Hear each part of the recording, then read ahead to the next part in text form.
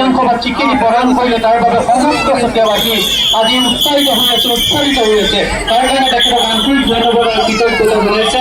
হাজাৰ হাজাৰ ৰাইজে ওলাই আহিছে, চতিয়াবাসী ৰাইজ, নগৰবাসী ৰাইজ সকলো আছে, তেখেতক আমি প্ৰণাম জনাইছোঁ। ভৱিষ্যতৰ দিনো চতিয়াৰ জেগাডোখৰৰ প্ৰতি তেখেতক যাতে সুন্দৰ দৃষ্টিভংগীৰে আগবঢ়াই নিয়াৰ ক্ষেত্ৰত তেওঁ আমাক যাতে আশীৰ্বাদ প্ৰদান কৰে, তাৰ কাৰণে অসমৰ চৰকাৰ মুখ্যমন্ত্ৰীগৰাকীক আমি অনুৰোধ জনাইছোঁ।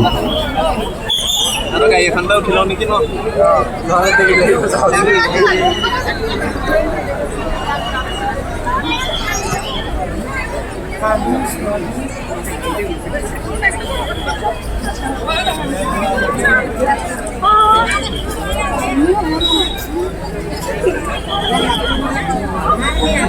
Oh,